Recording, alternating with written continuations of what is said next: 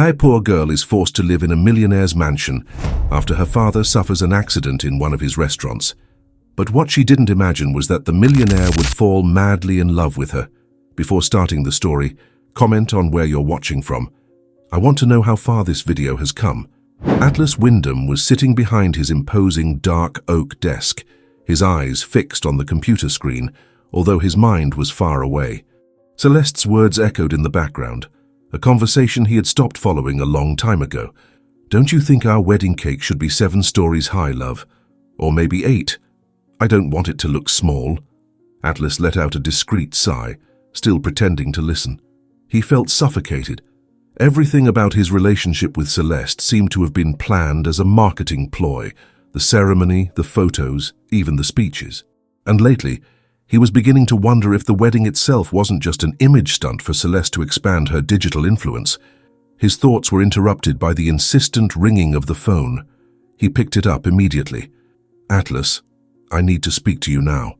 The deep voice of his father, Richard Wyndham, carried an unusual urgency. What's happened? One of our restaurants had an explosion in the kitchen. Atlas straightened up in his chair, his heart racing. Was anyone hurt? Michael Hale, his father's voice wavered. He was near the explosion and was taken to hospital.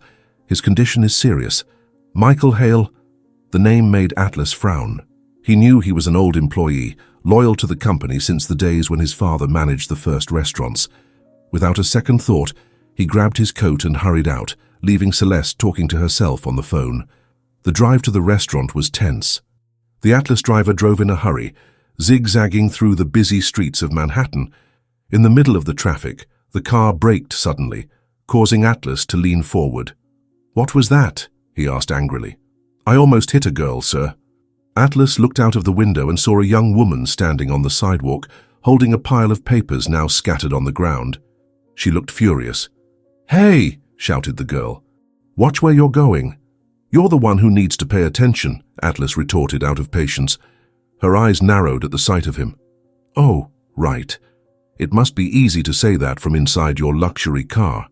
And you must have plenty of time to stand in the middle of the street, right?" Atlas retorted sarcastically before closing the window.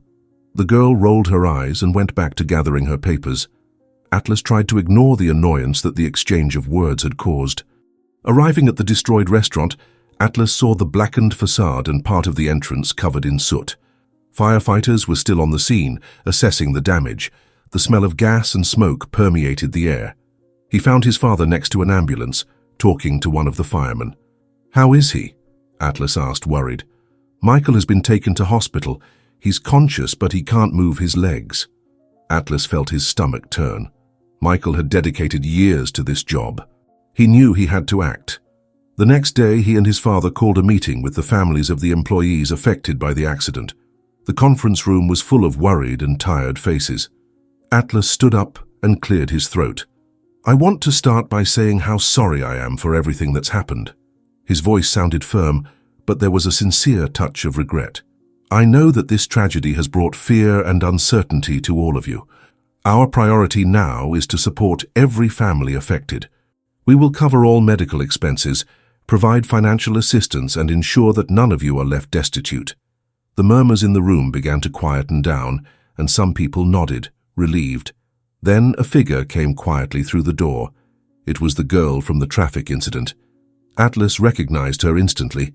She sat in the front row, visibly tense. When the meeting was over and the families began to leave, he watched her walk away. Her shoulders bowed as if she were carrying the weight of the world. "Who's that?" Atlas asked his father. "Eliza Hale, Michael's daughter. She's left alone now that he's in hospital." The name kept echoing in Atlas's mind. He remembered the girl with the intense eyes and determined expression. That evening, while he was trying to distract himself with documents and spreadsheets, the phone rang again. It was his mother, Victoria Wyndham. "Son, I've been talking to Michael's daughter. She's alone and scared. I've invited her to stay at the house for a while." Atlas was stunned. "What?" he exclaimed. "Mum, you hardly know her. Trust me, she's a good girl, and she's going through a lot. She needs support now." "I don't think that's a good idea." "Atlas." Her mother's firm voice left no room for discussion. "She's coming tomorrow." Atlas ran a hand over his face, feeling the tension build up in his shoulders. He got up and walked over to the office window, watching the lights of Manhattan shining in the distance. His mind was spinning with restless thoughts. He didn't want Eliza Hale in their house. Not because he thought she was a problem per se, but because her presence meant he would have to deal with something he tried to avoid at all costs, emotions he couldn't control. The next morning, Eliza arrived with a small suitcase in her hands and a tired but firm look on her face. Let's play a game with those who only read the comments. Write bingo below, and only those who have made it this far will understand. She was wearing faded jeans and a simple t-shirt, a far cry from the elegant and luxurious surroundings that awaited her at the Wyndham mansion. The huge building looked like a modern castle, with tall gates and an extensive, meticulously trimmed garden. She took a deep breath before ringing the doorbell. Victoria opened the door with a warm smile. She hugged Eliza gently, as if she had known her for years. "Come on, darling, come in, I'll show you your room." Eliza followed Victoria through the wide corridors, impressed by the luxurious decor. Crystal chandeliers, classic furniture and paintings that looked like they had cost a fortune. She tried not to feel out of place, but it was impossible. It wasn't part of her reality. The room she would be staying in was bigger than her living room and kitchen combined. The bed had an elegant canopy, the curtains were blue velvet, and the closet was full of new clothes. Victoria, noticing the girl's surprised expression, touched her shoulder gently. "It's just a few things I thought you might need." Eliza tried to protest, but Victoria insisted with a firm, affectionate look that made her simply thank her. Later, while Eliza was discreetly exploring the house, she found Atlas in the living room, leaning against the fireplace with a cup of coffee in his hand and a distant expression. He noticed her presence and looked up. "Have you settled in?" he asked with coldness in his voice. "Yes, thank you," she replied, keeping her posture firm. "Good. I'm sorry about your father." "I'm sorry about your father. We'll do our best to get him better soon and get him out of hospital. As for you, stay out of trouble and learn to walk carefully so you don't get run over," he said, turning his back to leave. Eliza felt her blood boil. "Don't worry. I don't intend to get in the way of your perfect life," she retorted sarcastically. Atlas stopped, looked over his shoulder, and gave her a wry smile. "It's not perfect, but it's certainly less complicated without you around." The two stared at each other for a few seconds, as if neither was willing to give in. The next few days were tense. Atlas avoided crossing Eliza's path whenever he could, but fate seemed to conspire against him. One afternoon, when he returned home tired from a meeting, he found Eliza in the garden talking to Joan, the gardener, laughing at some joke. The way her smile lit up his face made Atlas feel something strange. A discomfort that he refused to admit was jealousy. He ignored the feeling and headed into the house. As he climbed the stairs, he heard Eliza talking quietly to Joan. "I'm going to need a few more days to get some money together. My expenses are suffocating me." Her voice sounded shaky but determined. Atlas stopped in the middle of the stairs. He knew that the Wyndham family was covering the medical costs, but he didn't know that Eliza was facing other difficulties. Something inside him was bothered by this. That night, while reading reports in his office, Atlas couldn't get Eliza out of his mind. There was something about her, something that reminded him that not everything could be solved with money and influence. The next morning, when Atlas went into the kitchen to get some coffee, he heard voices in the utility room. He approached discreetly and saw Celeste, his fiancée, talking to Eliza. "It's only a matter of time before you find a way to take advantage of this situation," said Celeste with a venomous smile. "Girls like you always find a way." "I'm not here by choice," Eliza replied firmly. "If it were up to me, I wouldn't be anywhere near this house." "Of course," Celeste laughed cruelly. "And I bet that victim face is working very well with Atlas." Eliza clenched her fists but stood her ground. "I don't need to impress anyone here," she replied. "Least of all him." Atlas, who had heard everything, appeared in the doorway. "Celeste, I think you've said enough." Celeste turned around, surprised. "Honey, I was just—" "You can leave Eliza alone," he said dryly. "Now." Celeste glared at Eliza before leaving, tossing her hair back as if she had won an invisible contest. Eliza looked at Atlas, uncomfortable. "I don't need your pity," she said, crossing her arms. "It's not pity," he replied seriously. "It's just that I have enough problems, and I don't want another fight in my own home." Eliza didn't believe it, but let it go. A few days later, Eliza received a call from the hospital. The doctor's voice sounded tense. "We need to talk about your father's condition," he said. Her heart raced. Later at the hospital, the doctor explained that Michael was showing signs of improvement, but would need expensive surgery to ensure that he didn't lose the movement in his legs for good. Eliza left the appointment devastated. When she returned to the Wyndham mansion, she found Atlas sitting in the library reading a book. "My father needs surgery," she said, trying to keep her voice steady.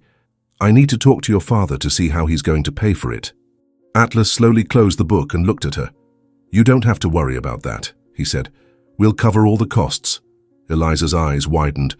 "I wish I could be so sure of your father. I trust him." "You can take my word for it. It's just the right thing to do," he replied. "It's not charity." She hesitated but eventually accepted. Atlas watched Eliza leave the library with her chin held high and her steps firm, but he realized that her determined stance was just a desperate attempt not to let herself fall apart. There was something about her, a mixture of pride and fragility, that bothered him more than he wanted to admit. In the days that followed, Eliza tried to remain as discreet as possible inside the mansion, but it was impossible not to bump into Atlas from time to time. And with each encounter, the tension seemed to grow. Sometimes it was just a quick glance, other times it was a brief exchange of sarcastic words. One cold evening, Eliza was on the balcony, hugging herself to protect herself from the icy wind. She needed air. She needed to think. The weight of worrying about her father and the feeling of being out of place in that huge house were beginning to suffocate her. "You're going to freeze out there." Atlas's voice startled her. He was leaning against the doorframe, holding a cup of coffee. "Don't worry, I won't fall hard in your garden." He gave a half smile, but then returned to his serious expression. He walked over and offered her the cup. Here. It'll help you." Eliza hesitated, but accepted. The warmth of the coffee warmed her chilled hands. They sat in silence for a few moments, just listening to the distant sound of the wind. "Your father will be fine." Atlas's voice sounded softer than usual. "I hope so." Eliza looked away, her eyes watering. "He's all I have. He's lucky to have you." Eliza turned her face to look at him, surprised by Atlas's words. There was sincerity in his eyes, and, for the first time, she saw a side of him she hadn't known before, someone who knew what it was like to carry heavy responsibilities on his shoulders. The next day, the routine returned to normal, and the truce of the night before seemed to fall apart. Atlas remained distant and closed off, and Eliza busied herself helping Victoria with small tasks around the house to make herself feel useful. One afternoon, Eliza was returning from the market when she saw Celeste parking in front of the mansion. Atlas's fiancée was furious and drove in like a hurricane. Curious and a little worried, Eliza discreetly made her way to the corridor that led to the study. "Atlas, this is way out of line," Celeste shouted, slamming her handbag on the table. "This girl is taking advantage of your compassion. I see the way she looks at you, the way you look at her. Celeste, you're overreacting." Atlas's voice was tired. "Eliza isn't trying anything. She's just worried about her father. And frankly, I don't know why you're so upset about it." "Because you're different," Celeste raised her voice. "You don't have time for me. You're always distracted and you even defend that girl. This conversation has run its course." Atlas stood up, visibly annoyed. "I don't have to explain myself to you." "Maybe you do." Celeste stared at him with fury in her eyes. "I'm your fiancé. Or have you forgotten that?" Atlas didn't answer. He just wiped his hands across his face and walked to the window, ignoring Celeste. She picked up her bag and strode out, deliberately bumping into Eliza, who stood in the corner of the corridor. "Watch your step," muttered Celeste before leaving through the front door. Eliza stood still for a moment, reflecting on what she had just heard. The next day, Victoria asked Eliza to help out in the mansion's library, organizing some old books that were gathering dust. While she was stacking heavy volumes on the table, Eliza didn't notice that Atlas had entered. "You don't have to do that." She turned around, startled. "I want to help in some way. I don't like standing around." Atlas watched her for a few seconds before coming over and helping her stack some books. "Why didn't you ask for help before?" "Because I know you don't like me being here." "I didn't say that. I said enough. Eliza stared at him, holding one of the books against her chest. But don't worry. As soon as my father gets out of hospital, I'll leave, and that will be the last time you have to deal with me. For some reason, those words bothered Atlas more than he'd like to admit. You don't have to run away, he said, almost without thinking. Maybe you should stay until he's really well. Why? Eliza narrowed her eyes. So that you can keep a close eye on me and make sure I'm not plotting a coup against your precious fortune. Atlas laughed lightly. If you were up to something, Eliza, you would have done it by now. The two looked at each other for a few seconds, a mixture of tension and curiosity growing between them. That night was different for both of them. Eliza tossed and turned in bed, wondering why Atlas had started acting more kinder, and Atlas, lying in his room, couldn't ignore the image of the discreet smile he had seen on her earlier. The next morning, Atlas decided to visit Michael Hale in hospital. He wasn't sure what he was expecting to find, but he felt he should see the man who, despite everything, remained the reason Eliza wouldn't give up. In the hospital room, Michael was awake, still weak but conscious. When he saw Atlas at the door, he tried to straighten up in bed. "Mr. Wyndham," he murmured, his voice hoarse, "I can't thank you enough for what you're doing for my daughter. She's strong, and she loves you very much," said Atlas, surprising even himself with his own words. When Atlas returned home that afternoon, he found Eliza in the garden, sitting under a tree with a notebook on her lap. She was absent-mindedly scribbling drawings. He stood still for a moment, watching her before approaching her. "Eliza?"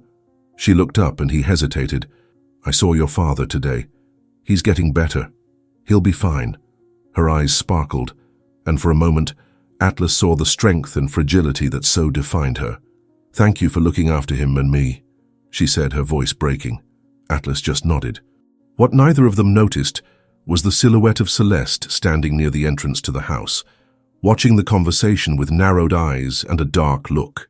She wasn't going to let Eliza get any closer to Atlas, and she was already prepared to do something about it. Celeste screamed and called Atlas.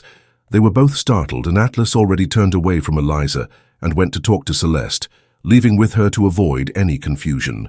The next morning, Eliza was in the garden again, sitting under the same tree where she used to draw. Her notebook rested open on her lap, but this time her mind couldn't concentrate on her drawings. Celeste's scream still echoed in her head, along with the bitter feeling of being in the wrong place at the wrong time. She sighed and closed the notebook. As she got up to go back into the house, she felt a hand grab her arm tightly. "We need to talk." Celeste's voice was sharp and cold. "Let go of me," said Eliza, trying to get free. "Do you think I haven't realized what you're trying to do?" Celeste narrowed her eyes. "You play the poor thing, the victim, but I know exactly what your plan is. You're just waiting for the right opportunity to throw yourself into Atlas's arms." "You're crazy," Eliza fought back, trying to get free, but Celeste squeezed even tighter. "I've seen the way he looks at you. And you also look at him as if you're expecting him to drop everything for you. You're making things up. I just want to take care of my father and get out of this house. You're lying." Celeste pulled Eliza tighter, making her unbalance. "Hey, what's going on here?" Atlas's firm voice echoed across the balcony, and he rushed across the garden. Celeste, on impulse, pushed Eliza, who stumbled backwards and fell onto the lawn. Before Celeste could do anything, Atlas grabbed her arm and pulled her away abruptly. "Have you gone mad?" Atlas asked, furious. "Atlas, she's taking advantage of you. Can't you see that?" Celeste exclaimed beside herself. "You're so blind that you don't even realize that this girl is trying to steal you away from me." "Enough." Atlas's voice came out louder than he expected. "You're seeing problems where there aren't any. I won't let you treat Eliza like that. Atlas, I'm your fiancé. You should be on my side." The noise drew attention, and Victoria and Richard appeared on the balcony, watching the scene with tense expressions. "What's going on here?" Richard asked, seriously. "Nothing," Celeste exclaimed, still furious. "This girl, this conversation is over." Atlas interrupted. "I think you'd better go home and cool off." "Are you sending me away?" Celeste's eyes widened in shock. "I'm asking you to stop making trouble." "I won't tolerate this kind of behavior." Celeste looked at Atlas with a mixture of anger and frustration. She huffed, tossed her hair back and stomped off. Eliza, still sitting on the grass, discreetly wiped away the tears that insisted on running down her face. Victoria approached her and helped her up. "Are you all right, darling?" she asked, worried. "I'm fine. I just need to be alone for a while." Eliza entered the house, holding back her sobs, and ran to her room. When she closed the door behind her, she collapsed. Sitting on the edge of the bed, she hugged her legs and cried silently. She felt that she didn't belong there, that her presence was only making everything worse. A few minutes later, there was a soft knock on the door. "Eliza, it's me." Atlas's voice sounded calmer, almost hesitant. She wiped her face quickly and went to the door, opening it just enough to see him. "May I come in?" Eliza hesitated, but eventually nodded. Atlas walked in, his hands in his pockets, looking a little uncomfortable. I just wanted to apologize for what happened outside. Celeste, sometimes she loses control. There's no need to apologize. I know she doesn't like me. And to be honest, I think she's right. I shouldn't be here. There's already too much confusion in my life, and maybe I should go home. Go home and be alone." Atlas interrupted. "That's not an option. You need support now. I'm not your problem." Her voice faltered. "I know I'm bothering you. You're not bothering me." He saw that her arm, where Celeste held her, was red and scarred. "She hurt you." Atlas approached and, without asking permission, reached out and lightly touched the red mark. The touch was gentle, but Eliza felt as if an electric current ran through her body. They stared at each other for a long moment. Atlas's gaze was no longer arrogant or cold. There was something different there. A mixture of genuine concern and something else. Something Eliza couldn't explain. The silence dragged on, his eyes locked on hers. Eliza's heart raced, and she suddenly stood up, trying to escape that strange, intense feeling. I need to rest." Atlas nodded, looking equally shaken. "Of course, good night." He left the room and went straight to his own. He closed the door and leaned his back against it, taking a deep breath. That exchange of glances couldn't get out of his head. He remembered the day he almost ran her over, her smile talking to João, her helping his mother in the library. Each memory seemed to rekindle something inside him, something he didn't know was missing from his life. The ring of his cell phone screen woke him from his thoughts. It was Celeste. "Hi, love." Her voice sounded sweet but forced, pretending that nothing had happened. "I was looking at some places for our honeymoon. I thought about Bora Bora, but now I think the Maldives might be better. What do you think?" Mumbled Atlas, distracted. "Oh, and can you believe my mother wants to wear a green dress to the ceremony?" "Green, Atlas, I hate green. How am I going to get married and have my mother looking like a banana leaf?" "Of course," Atlas answered mechanically, without really listening to what she was saying. While Celeste talked on and on, the image of Eliza kept dancing in his mind. He tried to push that strange feeling away, but he couldn't.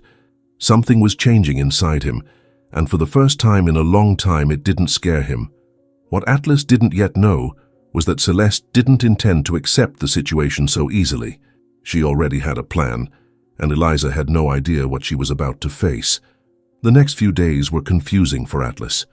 He tried to concentrate on work, company meetings, the refurbishment of the restaurant from the accident, and plans to expand the Wyndham restaurant chain, but his mind kept wandering somewhere else, or rather, to someone else.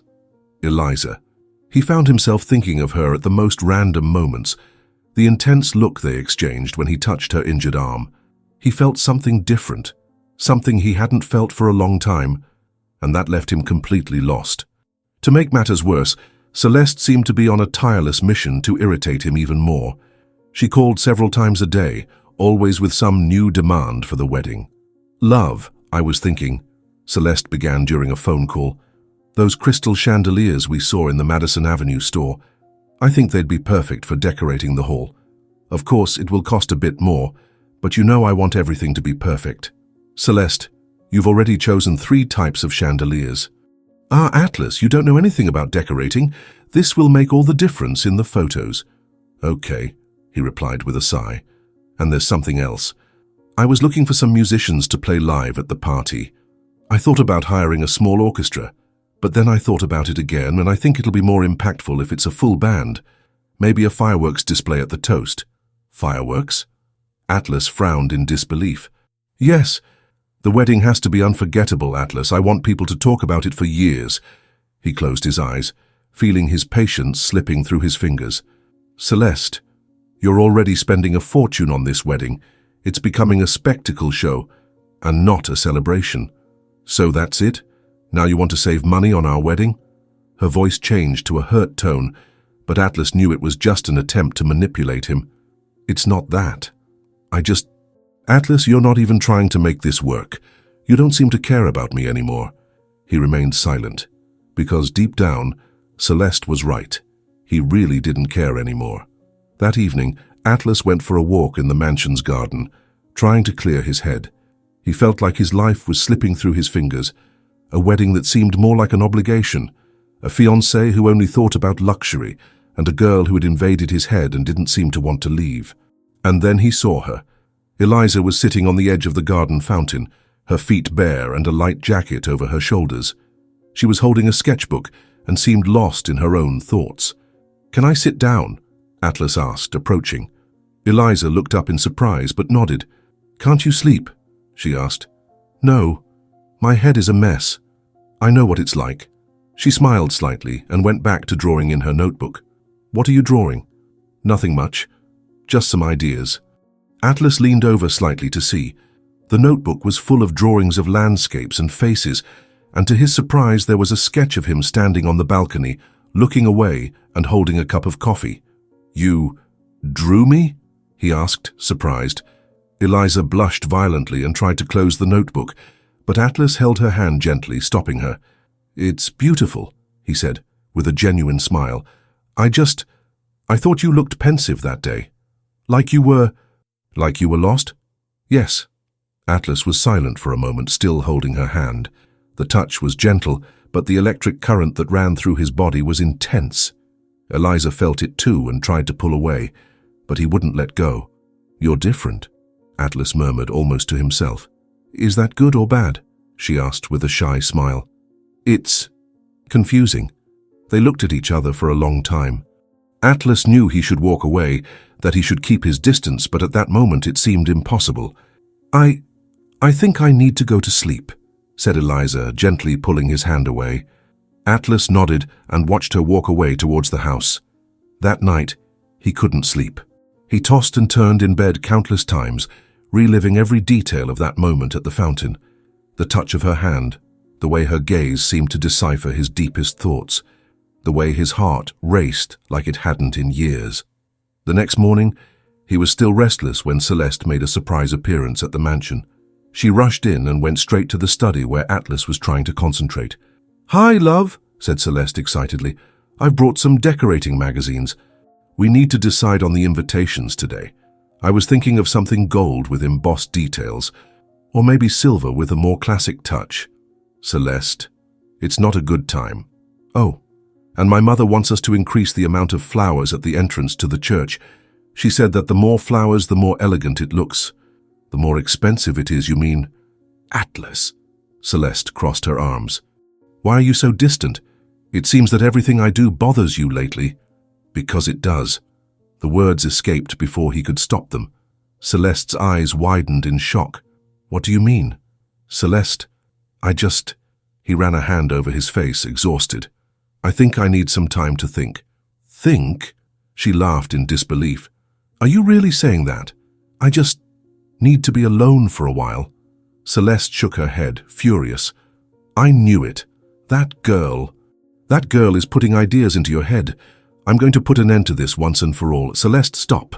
Atlas tried to hold her back, but she stormed off, banging her heels furiously on the floor.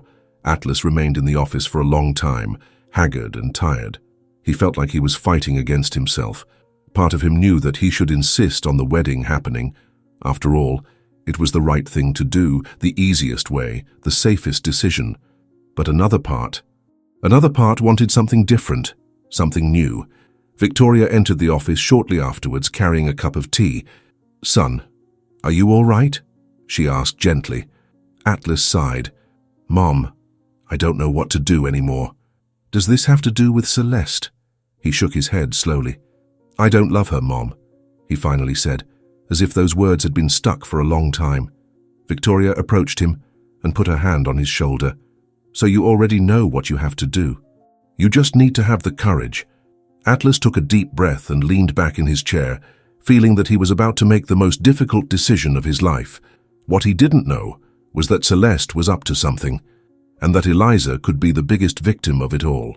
Eliza was in the living room organizing some drawing sheets scattered around the table. She had spent part of the night trying to redo the sketches she had lost when her notebook fell into the fountain. Drawing had always been her escape valve, her refuge from the chaos that seemed to grow around her. While she was concentrating, Celeste suddenly appeared in the room. Eliza felt the air close in on her as she became aware of her presence.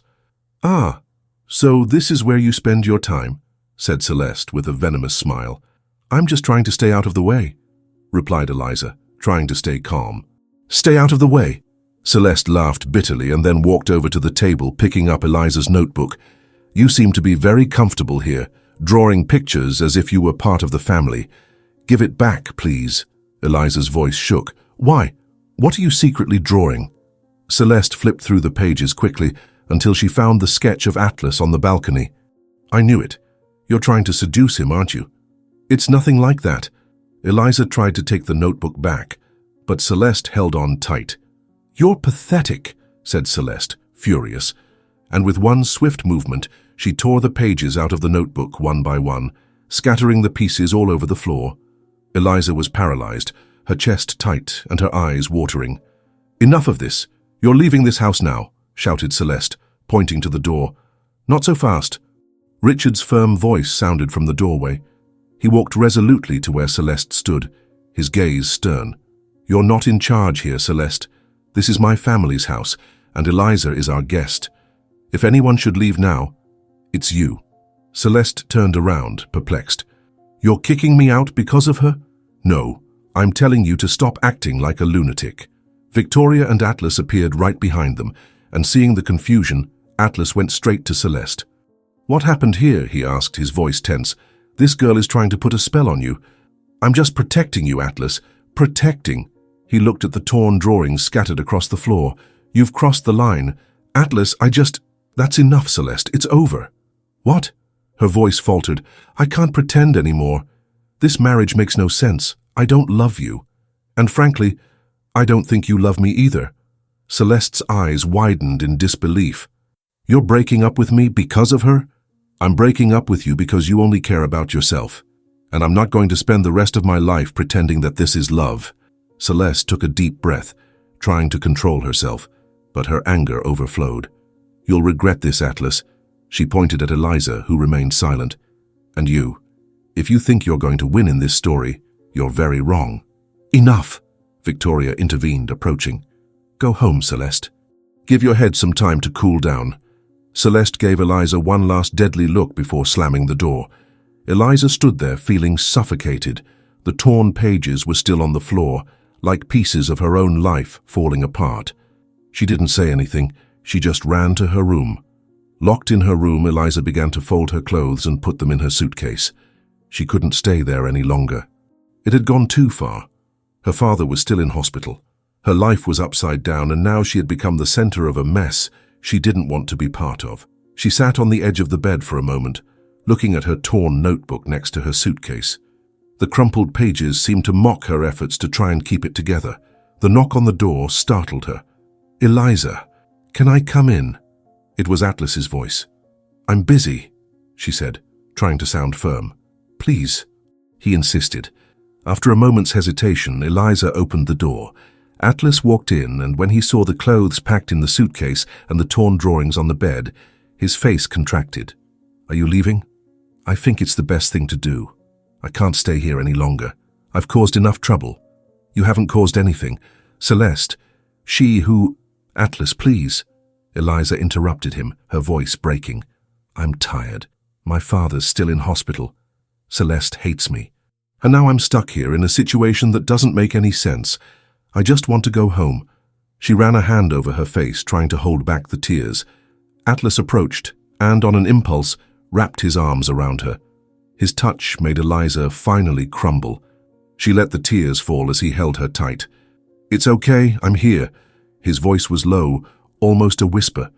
Without thinking, Atlas began to stroke her hair, running his fingers through the soft strands.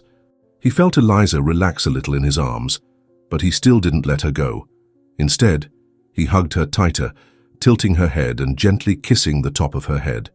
Eliza lifted her face, and then he slid his lips down to her cheek and then to her neck, smelling the sweet, soft scent that seemed to spread throughout the room. Her heart raced. Her body tensed, but she didn't pull away. "Atlas," she murmured, almost without a voice. He moved away just enough to look at her. Her eyes were watery, but there was something else there, a mixture of desire, fear, and confusion. "I don't know what's happening to us," Eliza began, her voice trembling. "My father is still in hospital. You've just broken off an engagement and I'm confused. Everything's upside down and Her words came out quickly, anxiously, as if she was desperately trying to organize her thoughts. "Eliza," interrupted Atlas, holding her face gently. "I don't know if this is right. I don't know." "Eliza," he repeated, looking into her eyes. "And I don't know what to do." "Eliza." His voice was firmer this time. And then, without waiting any longer, he leaned in and kissed her. It was an intense, desperate kiss, as if Atlas had been holding back that desire for a long time. He felt Eliza try to resist for a moment, but soon she gave in, wrapping her arms around his neck. The world around them disappeared. There was no more Celeste, no more hospital, no more problems or doubts. There was just the two of them in that moment, as if they were meeting for the first time. When they walked away, they were both panting. "I shouldn't have done that," mumbled Eliza, putting her hand to her mouth. "I don't regret it," said Atlas, staring at her as if he knew that nothing would be the same from then on. Eliza pulled away from Atlas, her fingers still touching her own lips as if trying to understand what had just happened. The air felt heavy, and the silence in the room only made everything more intense.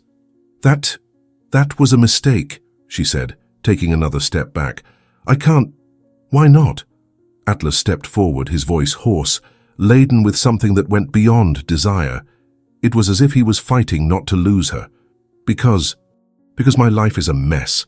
I'm in this house that isn't mine, and you," she paused, panting. "You've just broken off an engagement. I don't want to be part of this disaster." "Eliza, this isn't a disaster." His voice was firm but soft. "This is real. I feel it. And you feel it too. You can't pretend anymore." Eliza closed her eyes for a moment, trying to calm her pounding heart. She knew Atlas was right, but admitting it meant diving into something that seemed out of control, and she already had enough problems. "I just need time," she murmured finally. "I'm not going to force you into anything," said Atlas, taking a step back. "But I'm not going to pretend that I don't want it, that I don't want you." He left the room, leaving her alone with her thoughts, and with the mess of emotions that now seemed impossible to ignore. That night, Eliza lay in bed, but sleep wouldn't come. Her mind was a whirlwind, memories of that kiss, of his touch on her face, of the way her heart raced as if it had burst out of her chest. She tossed and turned in bed countless times, but nothing calmed her. Across the hall, Atlas was also awake. He got up, walked out onto the balcony, and stared at the dark sky. He was restless, anxious, as if the house itself was suffocating him. He needed to do something. He needed to see her again. A short while later, Eliza also gave up trying to sleep. She decided to go down to the kitchen to get some tea, something to calm her mind. As she crossed the hallway, she saw a soft light coming from the living room. Curious, she made her way there. Atlas was sitting on the sofa, a bottle of whiskey on the table and a half-full glass in his hand. He didn't look drunk, but there was an obvious tiredness on his face, a mixture of exhaustion and thoughts stuck in his mind. "Can't you sleep either?" Eliza asked softly. Atlas looked up and smiled slightly. "I guess that's what happens when you have a million things on your mind. Can I sit down?" He gestured with his hand, and Eliza settled down next to him. "Is everything all right?" she asked. "I'm just tired of doing what's expected of me." "What do you want?" Eliza asked softly. He turned to her, his gaze intense and full of contained emotion. "I want you." Eliza felt her heart race again. "Atlas." He approached her slowly, as if giving her time to back away, but she didn't.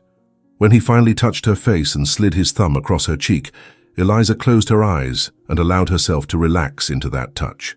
The kiss followed, gentle at first, but soon becoming more intense, more desperate. It was as if each of them was trying to vent everything that had been contained for days. His hands ran down her back, bringing her closer. Eliza responded, feeling her whole body react to the warmth of his touch. When they separated for a moment, Atlas rested his forehead on hers, their panting breaths mingling. "I shouldn't have," Eliza murmured, but her hands were still on his shoulders. "I can't stay away from you," confessed Atlas. He took her hand and stood up, pulling her gently. Without knowing exactly what she was doing, Eliza followed him. They walked up the stairs in silence, as if each step was a difficult but inevitable choice. In Atlas's room, the light from the lamp illuminated the room with a soft gloom. He closed the door carefully and turned to face her. "Are you sure?" he asked sincerely. Eliza didn't reply with words. Instead, she moved closer and kissed him again, with more surrender. His hands slid around her waist, pulling her closer. He laid her on the bed carefully, as if he feared she was going to break. His hands roamed her face, her hair. He touched her with a delicacy that made her heart race even more. Every kiss he placed on her skin, on her forehead, her face, her neck, seemed to melt away any resistance Eliza was still trying to maintain. "You're so beautiful," he murmured, his voice hoarse. Eliza closed her eyes and allowed that moment to envelop her. For the first time in a long time, she didn't think about problems, fears, or uncertainties. There was only Atlas, and the way he made her feel safe, protected, and at the same time alive. Hours later, Eliza woke up and realized she was still in his arms. Atlas's chest rose and fell slowly, his breathing calm. His face seemed more serene than usual, as if sleeping next to her had somehow calmed his restlessness. Eliza stood there for a while, watching him. She knew it wasn't simple. Her life was still full of complications, and Atlas still carried his own doubts and problems. But for the first time, she felt that maybe, just maybe, they could find a way together. Early in the morning, the tranquility of the Wyndham mansion was abruptly shattered by a rumbling sound from downstairs. "Atlas! Atlas!" Celeste's voice echoed through the corridors. Atlas and Eliza were still in bed when they heard the bedroom door open. "I knew it!" screamed Celeste, her eyes wide with fury. Before either of them could react, Celeste burst into the room and threw a pile of papers on the bed. They were the wedding invitations, scattered like leaves in the wind. "Here are the invitations to the wedding that will never happen," she shouted. "You humiliated me, Atlas, and all because of her." Eliza pulled back the sheet to cover her body, her face ablaze with shame. Atlas quickly got up and stood between Celeste and Eliza, as if to protect her. "Celeste, that's enough," he said, his voice firm. "I won't let you treat Eliza like this. You left me for that." Celeste tried to advance again, but at that moment, Richard and Victoria appeared in the doorway, attracted by the confusion. "What's going on here?" Richard's deep voice dominated the room. He looked from Eliza, still on the bed, to Celeste, with the invitations scattered on the floor. "Celeste, you've completely lost control." "Control? I've lost the fiancé, that's what." Celeste turned to Richard, pointing her finger at Atlas.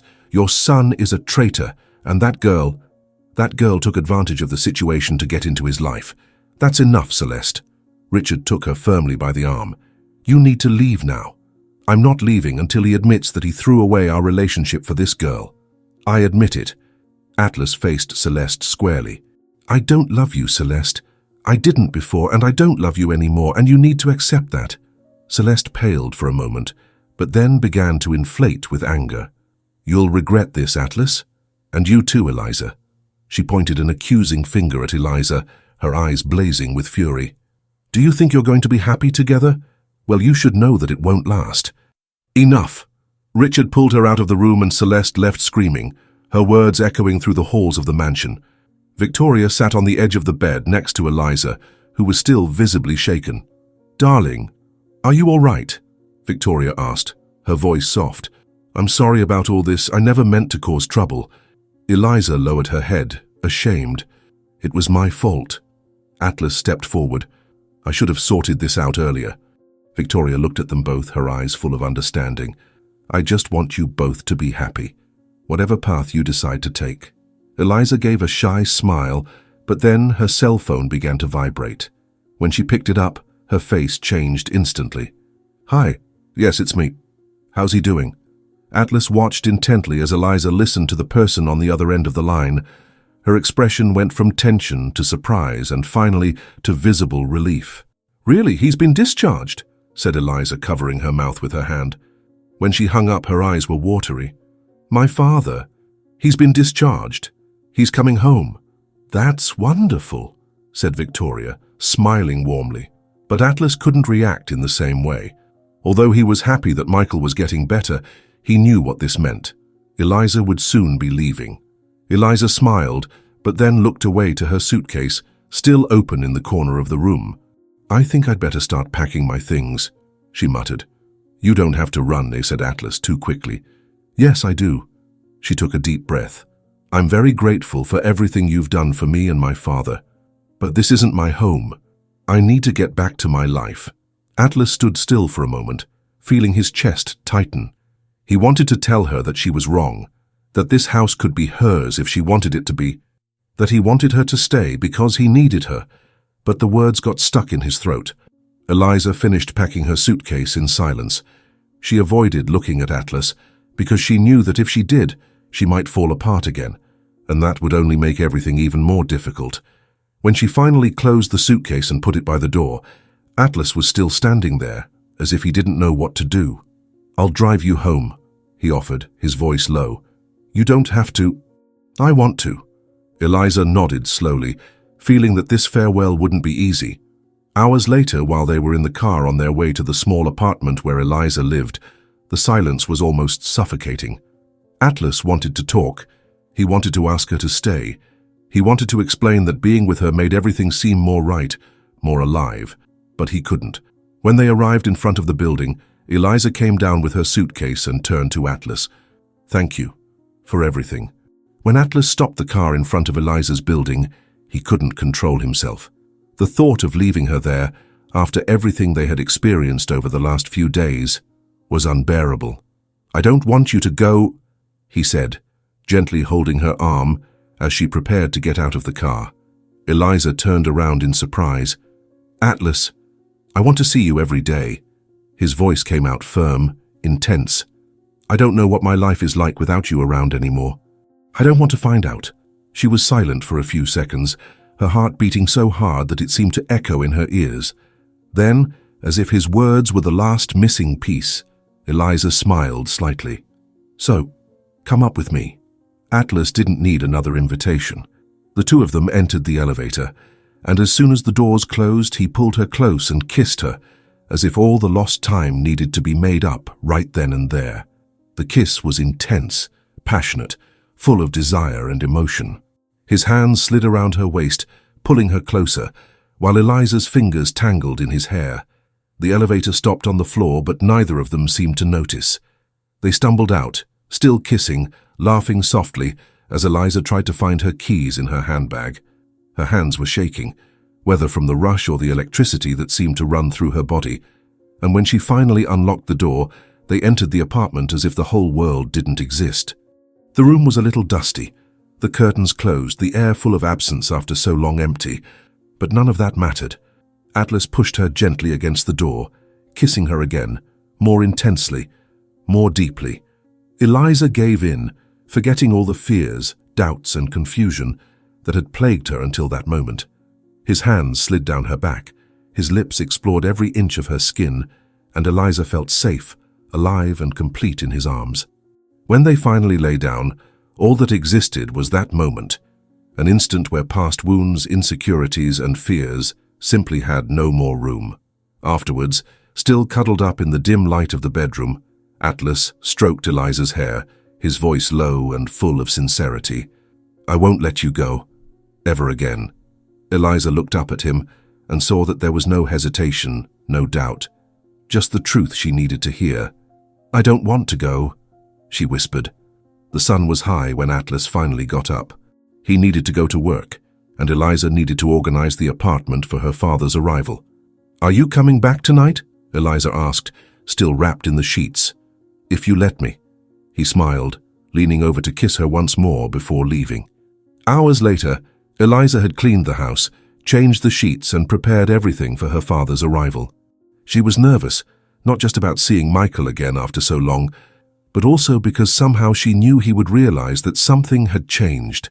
When she heard a knock on the door, her heart raced. She opened it and found her father standing in the doorway, leaning on his cane with a tired smile on his face. "My little girl," said Michael, thrilled to see her. "Dad!" Eliza hugged him tightly, feeling the tears flow. The Atlas driver came in soon after, helping Michael to get comfortable on the sofa. As soon as Eliza closed the door, Atlas appeared in the doorway, seemingly out of sorts. "Mr. Hale," he began, a little nervously. Michael watched him for a moment, frowning, and then looked at Eliza, who was flushed and uneasy. "I think there's something you're not telling me," said Michael, arching an eyebrow. Atlas cleared his throat and took a deep breath. "I need to tell you something," he said, taking a firmer stance. I'm in love with your daughter." There was a moment of absolute silence. Eliza held her breath, waiting for her father's reaction. Then, to her surprise, Michael let out a low, husky laugh. "I knew it," he exclaimed, lightly tapping his own leg. "I always suspected that this bringing flowers to the hospital business was more than charity." Eliza laughed, relieved, while Atlas, more relaxed, smiled too. "I just wanted you to know that I love her, and that I want to be a part of her life." "Then make sure you do it right, boy." Michael pointed at him with his cane, but with a smile on his face. "Or I'll take care of you myself." The room filled with laughter, and Eliza felt her heart warm in a way it hadn't for a long time. At that moment she realized that, despite all the difficulties, perhaps she was finally beginning to find her place. And that place was with Atlas. The next few days were like a breath of fresh air in Eliza's life. The apartment was clean, her father was recovering well, and for the first time in a long time, she felt like she could breathe lightly. Atlas was there for every moment. He would show up after work, bringing food for dinner and helping Eliza with small tasks to help her father around the house. Sometimes he just stayed to chat with Michael, who, between jokes and stories from the past, had already begun to treat him as part of the family. Over time, the chance encounters became routine, and that routine turned into something even bigger. One quiet evening, as Atlas and Eliza walked hand in hand through the park, he stopped suddenly, turning her towards him. "I know it all happened so fast, but being with you made me realize what really matters." Eliza smiled, leaning her head against his chest. "I feel the same way." So, Atlas took something out of his pocket, a small blue velvet box. Eliza held her breath. "I don't want to rush anything," he said, opening the box and revealing a delicate ring with a sparkling stone in the center. "But I want you to know that when you're ready, this ring is yours, because I can no longer imagine my life without you." Tears welled up in Eliza's eyes. She couldn't say anything. She just hugged him tightly, burying her face in his chest. "I won't let you go," Atlas murmured. "Never again." Months later, Eliza's life finally seemed to have found the balance she had been searching for. Her father was now well, gradually returning to his routine at the restaurant. Eliza had gone back to work as an illustrator and had even picked up a few new clients. And Atlas, well, he was there always by her side, like the missing piece that made her life make sense. One evening, while Eliza was preparing dinner, her phone vibrated on the worktop. It was a message from Bianca, her best friend. "Have you seen this?" Curious, Eliza opened the link Bianca had sent. It was a photo of Celeste posing on a luxury yacht next to a famous businessman, a millionaire known for his extravagant lifestyle and over-the-top parties. "Life goes on, right?" the caption read. Eliza laughed to herself and shook her head. "What's up?" Atlas asked, coming closer and putting his arms around her waist. "Looks like Celeste didn't waste any time," she replied, showing him the photo. Atlas looked at the image for a second and then laughed softly. "Honestly, I think she's found someone more like her. I agree. It's better that way, because I've already found who I really want." He turned her towards him and kissed her, sweetly and passionately. Eliza smiled against his lips, feeling that familiar warmth that always invaded her chest when he was around. "I found it too." Sometime later, Eliza and Atlas married in an intimate ceremony, surrounded only by the people who really mattered. No crystal chandeliers or fireworks. It was a simple wedding but full of love, with sincere laughter, complicit glances, and promises made from the heart. During the party, Michael stood up to make a toast. "I always knew my daughter would find someone special. I just didn't imagine that someone would be a guy with a chain of restaurants and such an expensive car." He laughed, making everyone burst into laughter. Atlas, with a glass in his hand, looked at Eliza next to him and smiled. "If there's one thing I've learned, it's that money can't buy what really matters." He put the glass down, wrapped his arms around Eliza's waist, and kissed her in front of everyone. In that instant, Eliza knew that she had found her home. Not a place, but a person. And that, no matter what the future brought, together they would always find a way to make everything work. And that's how the girl who only wanted to protect her father found a love that protected her back, and the man who thought he had everything discovered that, in fact, he was only complete with her by his side. And they were happy. Not because everything was perfect, but because they knew how to fight to make it work. What did you think of Eliza and Atlas's story? Leave your thoughts in the comments. Rate the story from 0 to 10, subscribe to the channel, and turn on notifications to follow all our stories, and check out more emotional stories by clicking here on the final screen.